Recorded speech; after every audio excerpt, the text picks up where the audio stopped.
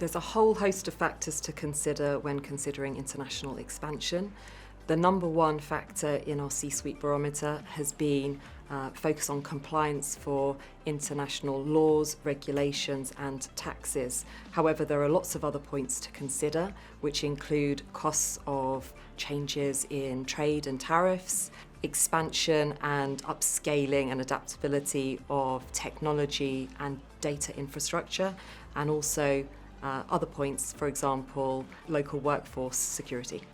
National and international political instability and tensions are one of the key factors in holding back growth for companies. However, what we're seeing and hearing is that 42% of C-suite executives are very confident and 45% are fairly confident in navigating these challenges.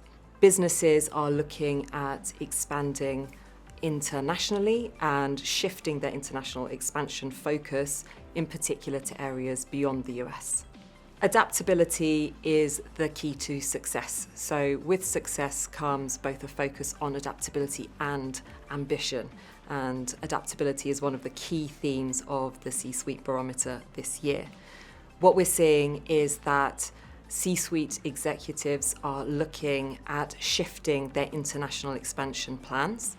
That doesn't mean reining back their plans, but rather reallocating resources and also looking at expanding to other countries. Technology transformation is the number one priority for C-suite executives. However, they must consider this in the context of the wider strategy.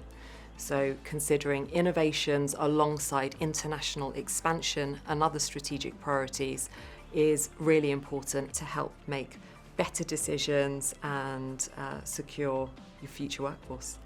I think we're seeing a greater amount of volatility in the market and political instability. I think there are lots of things that companies are starting to consider or continuing to consider, and that's really being driven by a number of different things, including access to the workforce and the supply chains, but also in terms of other factors like geopolitics and tariffs.